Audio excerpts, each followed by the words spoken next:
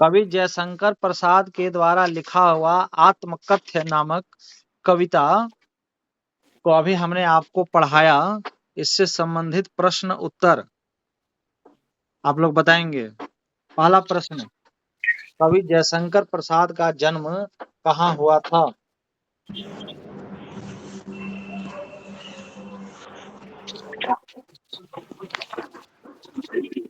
अजीत कुमार बताइए। वाराणसी उत्तर प्रदेश।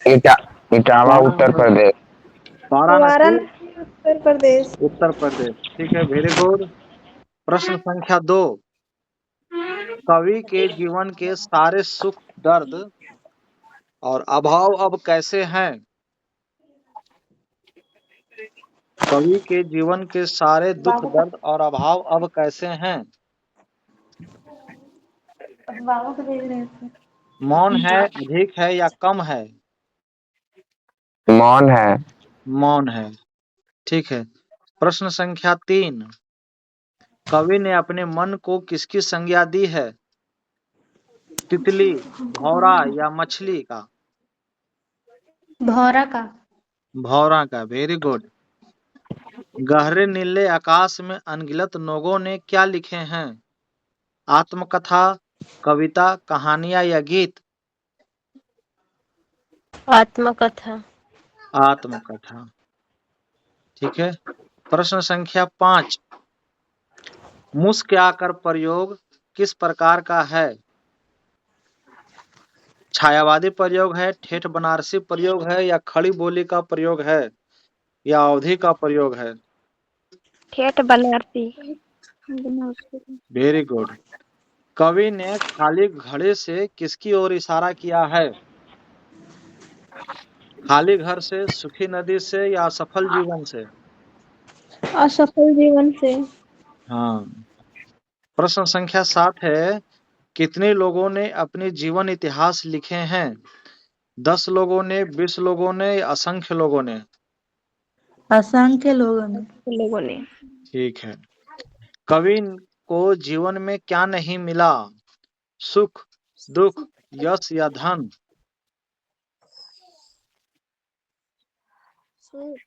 सुख। सुख नहीं मिला। आप लोग को हम बताए थे, देखिए ध्यान दीजिए। मिला कहाँ वह सुख जिसका स्वप्न देखकर जाग गया, आलिंगन में आते आते मुस्क आकर भाग गया। बताया है ना। नेक्स्ट आइएगा प्रश्न संख्या 9, कवि अपने जीवन के सुखद स्मृति को किस रूप में देखता है? है अर्थात जीवन का एक सहारा के रूप में, दुखी कर देने वाले पल के रूप में, या अपनी पत्नी के रूप में, या अपनी प्रेयसी के रूप में?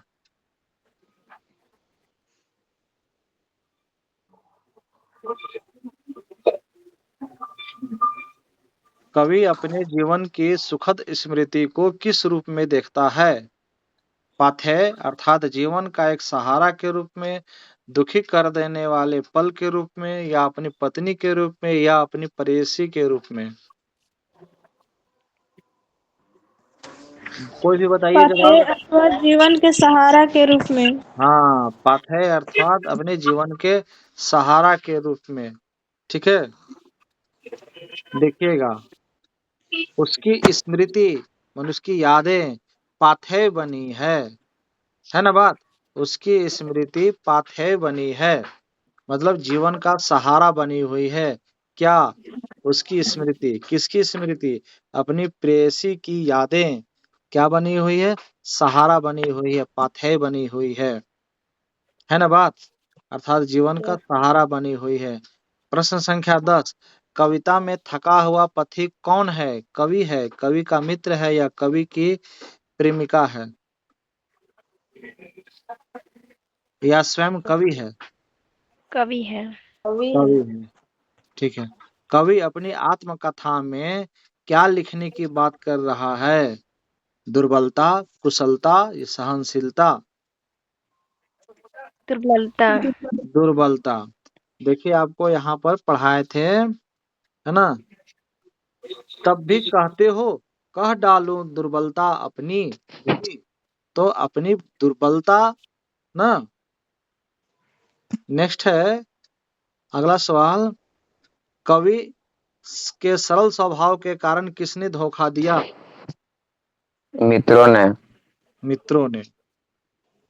कथा का प्रयोग कवि ने किसके लिए किया है? अपने मित्र के लिए, अपने जीवन के इतिहास के लिए, या अपने अंतर मन के लिए? अपने जीवन के इतिहास के लिए। अपने जीवन के इतिहास के लिए। प्रश्न संख्या 14, कवि ने कैसा जीवन का सपना देखते थे? कैसे जीवन का? दुखदाई का, सुखी का, या स्वतंत्रता का? सुखी का। सुखी जीवन का सपना देखते थे ना। कवि को किस कारण लोगों ने धोखा दिया? चतुर स्वभाव के कारण, सरल स्वभाव के कारण, या दोनों? क और ख दोनों? सरल सरल, स्वभाव के कारण। हाँ, सरल स्वभाव के कारण।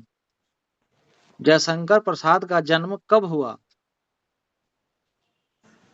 1889 में। 1889 में। Very good. कवि की मौन व्यथा हृदय में क्या कर रही है? थक कर सो रही है, हृदय को पीड़ित कर रही है, किसी भूचाल की प्रतीक्षा कर रही है, या जागने का इंतजार कर रही है? थक कर सो रही है। सो रही थक है। कर सो रही है। नेक्स्ट आइएगा, कवि अपनी आत्मकथा लिखने के बजाय क्या करना चाहता है? रोना चाहता है, खुश रहना चाहता है, हंसना चाहता है, दूसरों की आत्मकथा सुनना चाहता है? दूसरों की आत्मकथा सुनना चाहता है। ठीक है। कंथा का शाब्दिक अर्थ क्या है? कंठ, अंतर्मन, गुदड़ी, दुख, या पश्चाताप? अंतर्मन गुदड़ी। अंतर्मन, गुदड़ी। कवि को आत्मकथा लिखने की सलाह किसने दी है? पत्नी ने, मित्रों ने, शिक्षकों ने, या पिताजी ने? मित्रों ने। मित्रों ने। जयशंकर प्रसाद किस वाद के प्रवर्तक थे? छायावाद, प्रगतिवाद, प्रयोगवाद, या हालावाद? छायावाद। छायावाद। अंत में कवि किस निष्कर्ष पर पहुंचे? आत्मकथा लिखने की, आत्मकथा न लिखने की, कहानी लिखने की, या इनमें से कोई नहीं? आत्मकथा ना लिखने के। गुड।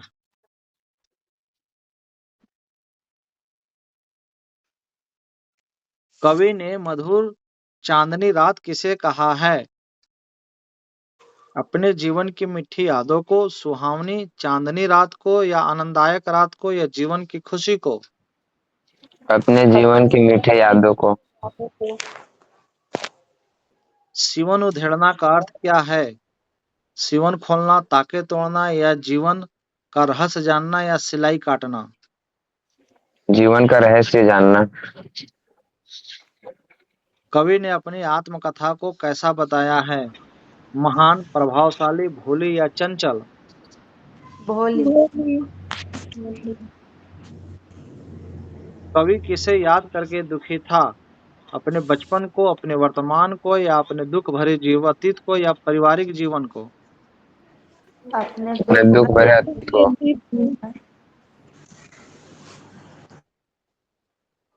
कवि अपने जीवन के किन अनुभवों को सबसे बांटना नहीं चाहते थे? सार्वरिक जीवन के अनुभव को, या पारिवारिक जीवन के अनुभव को, या मधुर जीवन के अनुभव को, या निजी जीवन के अनुभव को? निजी जीवन का अनुभव को। हाँ, ठीक है। आगे और आते हैं। कवि के आलिंगन में आते आते कौन रह गया? माँ, पुत्री, प्रेमिका, या सुख? सुख। सुख। नेक्स्ट है,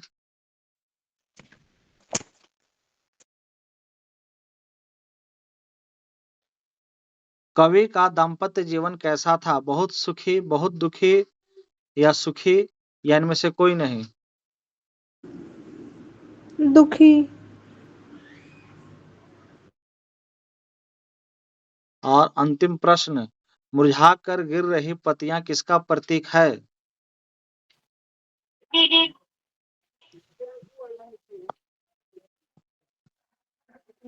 खुशियों का, उदासी का, या निराशाओं का? निराशाओं का। निराशाओं का।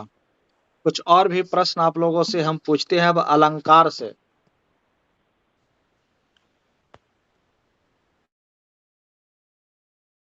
ठीक है, आप लोग जवाब दीजिएगा। पहला प्रश्न, मधुप, इसमें कौन सा अलंकार है? रूपक अलंकार। वेरी गुड, मधुप में रूपक अलंकार है। प्रश्न संख्या 2, मुरझा कर गिर रही पत्तियां देखो कितनी आज घनी, इसमें कौन सा अलंकार है? मानवीकरण अलंकार। मानवी कलन अलंकार है। ठीक है, हाँ बोलिए, कुछ बोलना चाह रहे हैं क्या? नहीं सर। नहीं। आलिंगन में आते आते मुस्कुराकर भाग गया, इसमें कौन सा अलंकार है? मानवीकरण अलंकार। मानवीकरण अलंकार, वेरी गुड। हम यहाँ पर लिख दे रहे हैं मानवीकरण अलंकार ना। मानवीकरण अलंकार,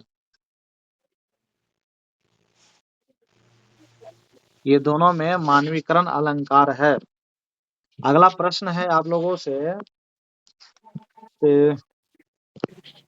मेरी मौन अनुरागिनी उषा, मेरी मौन अनुरागी उषा में कौन सा अलंकार है? अनुरागी उषा आया ना। अनुप्रास अलंकार। हाँ, देखिएगा बताते हैं। अनुरागिनी उषा में अनुप्रास अलंकार है ना। और मेरी मौन, इसमें कौन अलंकार है? अनुप्रास। और है खिल खिलाकर, खिल खिलाकर, इसमें कौन अलंकार है? अनुप्रास अलंकार। अनुप्रास। हाँ, खिल खिलाकर में पुनरुक्ति प्रकाश, और आते आते में भी पुनरुक्ति प्रकाश। ठीक है, रुक जाइए। ये आते आते में पुनरुक्ति प्रकाश और खिल खिलाकर में पुनरुक्ति प्रकाश।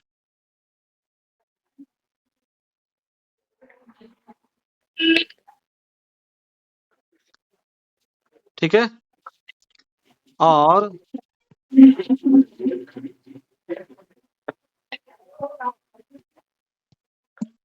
मेरी मौन, मेरी मौन और अनुरागिनी उषा, इन लोग दोनों में अनुप्रास अलंकार है।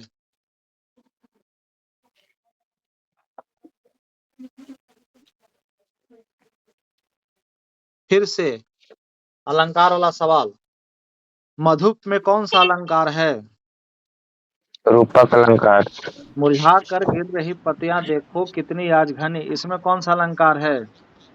मानवीकरण अलंकार। जी। आलिंगन में आते आते मुस्कुराकर जो भाग गया, इसमें कौन अलंकार है? मानवीकरण अलंकार। जी।